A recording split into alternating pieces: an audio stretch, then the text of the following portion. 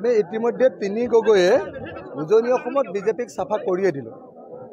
আমি তিনি গগৈ লগ লাগি যোৰহাটত বিজেপিক হৰুৱালোঁ, ডিব্ৰুগড়ত বিজেপিক হৰুৱালোঁ, এই দুটা ঠাইত বিজেপিক হৰুৱালোঁ।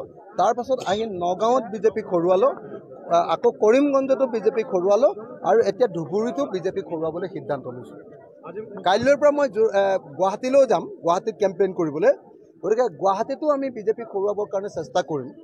বিজেপিয়ে যিটো কথা কৈ আছিলে যে 14খন আসনৰ ভিতৰত 14খনেই পাব, হিমন্ত বিশ্ব শৰ্মাই কৈ আছিলে নে নাই? আপোনালোকে একদম খাটাং থাকক, 14খন আসনৰ ভিতৰত বিজেপিয়ে হয়তো 5খনতকৈ বেছি নাপাব। পৰিস্থিতি এতিয়া এনেকুৱা পৰ্যায়লৈ গৈছে যে বিজেপিয়ে অসমত 5খনতকৈ অধিক আসন পোৱাটো হয়তো সম্ভৱপৰ নহ'ব। মানুহ পূৰা জাগৰিত হৈছে।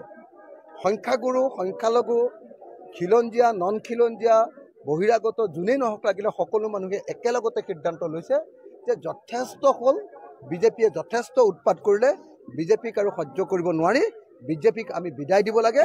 গতিকে 2024 চনত বিজেপি চাফা হৈ যাব। আমি তিনি গগৈ একলগ হৈছোঁ আৰু 2026 চনত আমি তিনি গগৈ লগ হৈ আৰু লগতে বাকী সকলো আছে।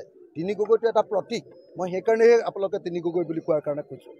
তিনি গগৈটো আমি লগ হৈ কি কৰিম যে আমি 2026 চনত হিমন্ত বিশ্ব শৰ্মাৰ চকীখন আমি ব্ৰহ্মপুত্ৰত দলিয়াই দিম বিজেপিক।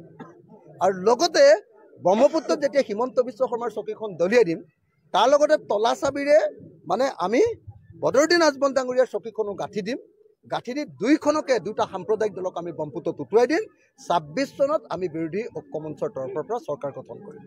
এইবাৰ বদৰুদ্দিন আজমলে লুৰিণজ্যোতি গগৈ আৰু অখিল গগৈক গাদ্দাৰ বুলি অভিহিত কৰিছে। অসমৰ সকলো মানুহে জানে যে অসমৰ সংখ্যালঘু ৰাইজৰ আটাইতকৈ ডাঙৰ গাদ্দাৰজনৰ নাম হিমন্ত বিশ্ব শৰ্মা।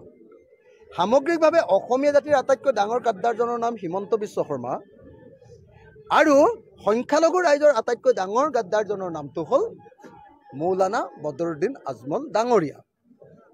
মৌলানা বদৰুদ্দিন আজমল ডাঙৰীয়াক এতিয়া সংখ্যালঘু ৰাইজে বিশ্বাসঘাতক বুলি আৰু গাদ্দাৰ বুলি ইতিমধ্যে চিনাক্তকৰণ কৰিছে। মৌলানা বদৰুদ্দিন আজমলৰ এইবাৰ ৰাজনীতিৰ শেষবাৰ, এইবাৰে তেওঁ শেষবাৰৰ কাৰণে MP খেলিব আৰু এইবাৰ তেওঁ MPত হাৰিব আৰু তেওঁলোকে 3খন আসনত যে ইলেকশ্যন খেলিছে, এই 3খন আসনতে হাৰিব আৰু এইবাৰ বদৰুদ্দিন আজমলৰ AIDF পাৰ্টিটো 0 হ'ব, তেওঁলোকৰ ফলাফল 0 হ'ব আৰু 2026 চনত তেওঁলোকৰ সকলো বিধায়ক পৰাজিত হ'ব আৰু 2026 চনৰ পাছত বদৰুদ্দিন আজমলৰ বজাৰখনত, দোকানখনত একদম তলা ওলমি যাব। যে অসমৰ মুখ্যমন্ত্ৰীয়ে কৈছে যে আপোনালোকৰ লগত তিনি গগৈ আছে আৰু তেওঁলোকৰ লগত 6 গগৈ আছে, কোন জিকিব কোন হাৰিব এইটো দেখা যাব। মানে 6 গগৈ হ'ল আত্মসমৰ্পণকাৰী। 6 গগৈৰ নাম পৃথিৱীৰ কোনো মানুহে নাজানে। যি তেওঁ যে 6 গগৈ বুলি কৈ আছে তেওঁ, আৰু তিনি গগৈটো হ'ল এটা প্ৰতীক, যিটো প্ৰতীক হ'ল অসমত সাম্প্ৰদায়িকতা নাইকিয়া কৰাৰ প্ৰতীক, অসমত মূল্যবৃদ্ধিৰ বিৰুদ্ধে সংগ্ৰাম কৰাৰ প্ৰতীক, অসমত ফেচিবাদী গুণ্ডাগিৰি, বিজেপি চৰকাৰৰ গুণ্ডাগিৰি নাইকিয়া কৰিবৰ কাৰণে জনগণৰ একতাৰ প্ৰতীকটো হ'ল তিনি গগৈ। আৰু 6 গগৈ বুলি তেওঁলোকে যাক কৈছে সেয়া হ'ল, আপোনালোকে সকলোৱে জানে যে সেয়া হ'ল আমাৰ বদন বৰফুকনৰ পাৰ্টি। বদন বৰফুকনক আপোনালোকে জানে নহয়, মান আনিছিলে যে। এতিয়া দিল্লীৰ যিটো বিজেপিৰ পাৰ্টি, সেই পাৰ্টিটোৰ লগত লগ লোৱা আত্মসমৰ্পণকাৰী বদন বৰফুকনকেইজন হ'ল 6 গগৈ।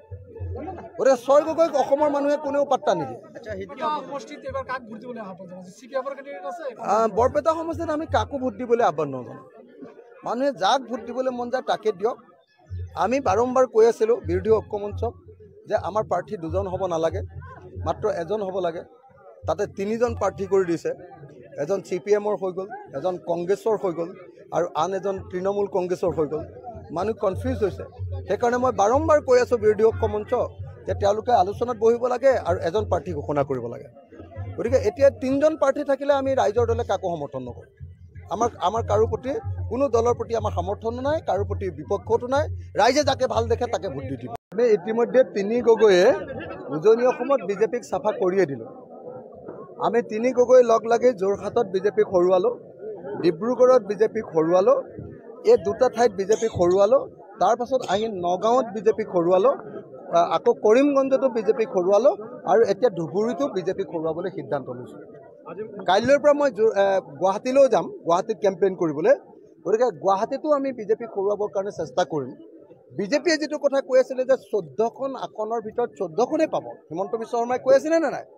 আপোনালোকে একদম খাটাং থাকক 14খন আসনৰ ভিতৰত বিজেপিয়ে হয়তো 5খনতকৈ বেছি নাপাব পৰিস্থিতি এতিয়া এনেকুৱা পৰ্যায়লৈ গৈছে যে বিজেপিয়ে অসমত 5খনতকৈ অধিক আসন পোৱাটো হয়তো সম্ভৱপৰ নহ'ব মানুহ পুৰা জাগৰিত হৈছে সংখ্যাগুৰু সংখ্যালঘু খিলঞ্জীয়া নন খিলঞ্জীয়া বহিৰাগত যোনেই নহওক লাগিলে সকলো মানুহে একেলগতে সিদ্ধান্ত লৈছে যে যথেষ্ট হ'ল বিজেপিয়ে যথেষ্ট উৎপাত কৰিলে বিজেপিক আৰু সহ্য কৰিব নোৱাৰি বিজেপিক আমি বিদায় দিব লাগে গতিকে 2024 চনত বিজেপি চাফা হৈ যাব আমি তিনি গগৈ একলগ হৈছোঁ আৰু 2026 চনত আমি তিনি গগৈ লগ হৈ আৰু লগতে বাকী সকলো আছে তিনি গগৈটো এটা প্ৰতীক মই সেইকাৰণেহে আপোনালোকে তিনি গগৈ বুলি কোৱাৰ কাৰণে কৈছোঁ তিনি গগৈটো আমি লগ হৈ কি কৰিম যে আমি 2026 চনত হিমন্ত বিশ্ব শৰ্মাৰ চকীখন আমি ব্ৰহ্মপুত্ৰত দলিয়াই দিম বিজেপিক আৰু লগতে ব্ৰহ্মপুত্ৰত যেতিয়া হিমন্ত বিশ্ব শৰ্মাৰ চকীখন দলিয়াই দিম তাৰ লগতে তলা চাবিৰে মানে আমি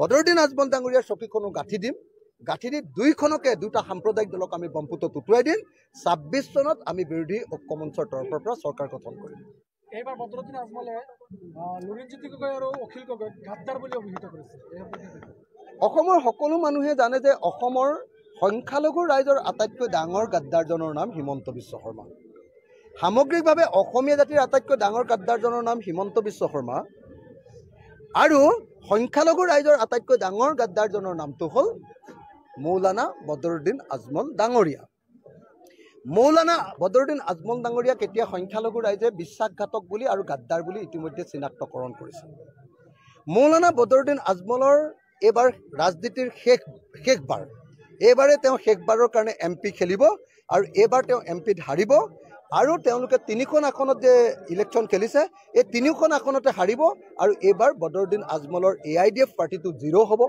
তেওঁলোকৰ ফলাফল 0 হ'ব আৰু 2026 চনত তেওঁলোকৰ সকলো বিধায়ক পৰাজিত হ'ব আৰু 2026 চনৰ পাছত বদৰুদ্দিন আজমলৰ বজাৰখনত দোকানখনত একদম তলা ওলমি যাব যে অসমৰ মুখ্যমন্ত্ৰীয়ে কৈছে যে আপোনালোকৰ লগত তিনি গগৈ আছে আৰু তেওঁলোকৰ লগত 6 গগৈ আছে কোন জিকিব কোন হাৰিব এইটো দেখা যাব মানে 6 গগৈ হ'ল আত্মসমৰ্পণকাৰী 6 গগৈৰ নাম পৃথিৱীৰ কোনো মানুহে নাজানে যি তেওঁ যে 6 গগৈ বুলি কৈ আছে তেওঁ আৰু তিনি গগৈটো হ'ল এটা প্ৰতীক যিটো প্ৰতীক হ'ল অসমত সাম্প্ৰদায়িকতা নাইকিয়া কৰাৰ প্ৰতীক অসমত মূল্য বৃদ্ধিৰ বিৰুদ্ধে সংগ্ৰাম কৰাৰ প্ৰতীক অসমত ফেচিবাদী গুণ্ডাগিৰি বিজেপি চৰকাৰৰ গুণ্ডাগিৰি নাইকিয়া কৰিবৰ কাৰণে জনগণৰ একতাৰ প্ৰতীকটো হ'ল তিনি গগৈ আৰু 6 গগৈ বুলি তেওঁলোকে যাক কৈছে সেয়া হ'ল আপোনালোকে সকলোৱে জানে যে সেয়া হ'ল আমাৰ বদন বৰফুকনৰ পাৰ্টি বদন বৰফুকনক আপোনালোকে জানে নহয় মান আনিছিলে যে এতিয়া দিল্লীৰ যিটো বিজেপিৰ পাৰ্টি